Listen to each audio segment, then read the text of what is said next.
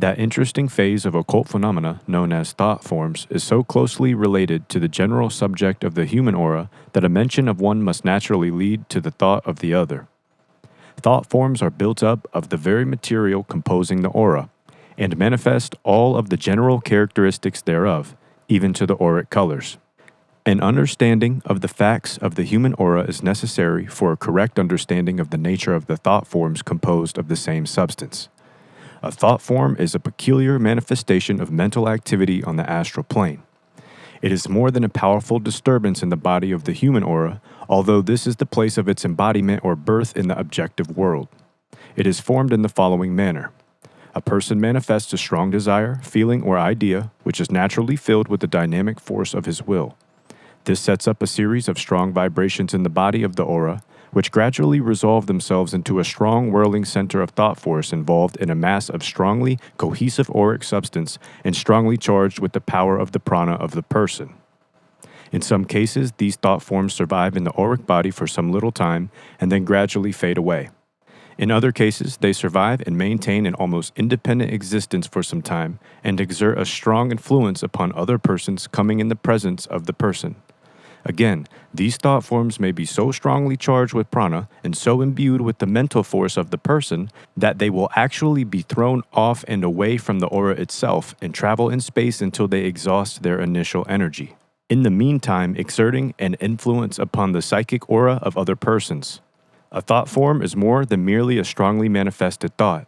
It really is such a thought, but surrounded by a body of ethereal substance, charged with prana, and even carrying with it the vibration of the life energy of its creator. It is a child of the mind of its creator and acquires a portion of his life essence, so to speak, which abides with it for a longer or shorter time after its birth. In extreme instances, it becomes practically a semi-living elemental force of necessarily comparatively short life. To those who find it difficult to understand how a thought form can persist after separation from the presence of the thinker, I would say that the phenomena is similar to that of light traveling in space, long after the star which originated it has been destroyed. Or again, it is like the vibrations of heat remaining in a room after the lamp or stove has been removed, or like the sound waves of the drum beat persisting after the beat itself has ceased.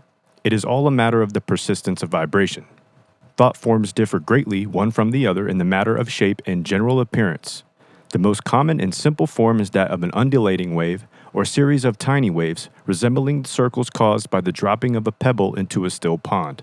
Another form is that of a tiny rotating bit of cloud-like substance, sometimes whirling towards a central point like a whirlpool, and sometimes swirling away from the central point like the familiar pinwheel fireworks toy. Another form is akin the ring of smoke projected from the coughing locomotive, or the rounded lips of the cigar smoker, the movement in this kind being a form of spiral rotation. Other thought forms have the appearance of swiftly rotating balls of cloudy substance, often glowing with a faint phosphorescence. Sometimes the thought form will appear as a great slender jet, like steam ejected from the spout of a tea kettle, which is sometimes broken up into a series of short, puffed-out jets, each following the jet preceding it and traveling in a straight line. Sometimes the thought form shoots forth like a streak of dim light, almost resembling a beam of light flashed from a mirror. Occasionally, it will twist its way along like a long, slender corkscrew or auger boring into space. In cases of thought forms sent by explosive emotion, the thought form will actually take the form of a bomb, which literally explodes when it reaches the presence of the person toward whom it is aimed. Every person has experienced this feeling of a thought bomb having been exploded in his near vicinity, having been directed by a vigorous personality. This form is frequently found in the thought form sent out by a strong, earnest, vigorous orator. There are strong thought forms which seem to strive to push back the other person, so correctly do they represent the idea and feeling back of their manifestation. Others seem to strive to wind around the other person and to try to literally drag him toward the first person, this form often accompanying strong appeal, persuasion, coaxing, etc., when accompanied by strong desire. A particularly vigorous form of this kind of thought form takes on the appearance of a nebulous octopus with long, winding, clinging tentacles, striving to wrap around the other person and to draw him toward the center. The force of the feeling behind the manifestation of the thought form will often travel a long distance from the sender. In fact, in cases of great power of concentration, space seems to be no barrier to its passage. In striking instances of thought transference, etc., it will be found that thought forms play an important part. The variety of shapes of thought forms is almost endless. Each combination of thought and feeling creates its own form, and each individual seems to have his own peculiarities in this respect. The forms I have above described, however, will serve as typical cases to illustrate the more common classes of appearances. The list, however, might be indefinitely expanded from the experience of any experienced occultist and is not intended to be full by any means. All varieties of geometrical forms are found among the thought forms, some of them being of remarkable beauty. In considering the subject of projected thought forms, moreover, it must be remembered that they partake of and manifest the same colors as does the aura itself, for they are composed of the same material and are charged with the same energy. But note this difference, that whereas the aura is energized from the constant battery of the organism of the individual, the thought form, on the contrary, has at its service only the energy with which it was charged when it was thrown off, being a storage battery, as it were, which in time expands all of its power and then is powerless. Every thought form bears the same color that it would possess if it had been retained in the body of the aura itself.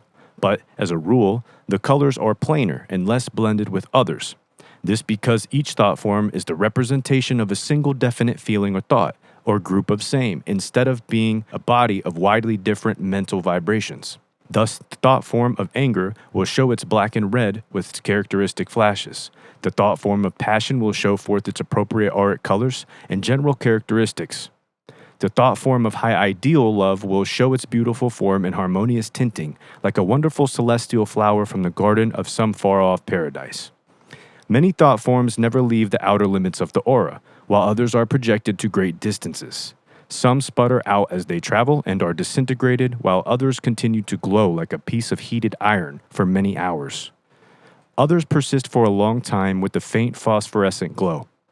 A careful study of what has been said regarding the characteristics of the various feelings and emotions as manifested in the auric body will give the student a very fair general idea of what may be the appearance of any particular variety of thought form, for a general principle runs through the entire series of auric phenomena.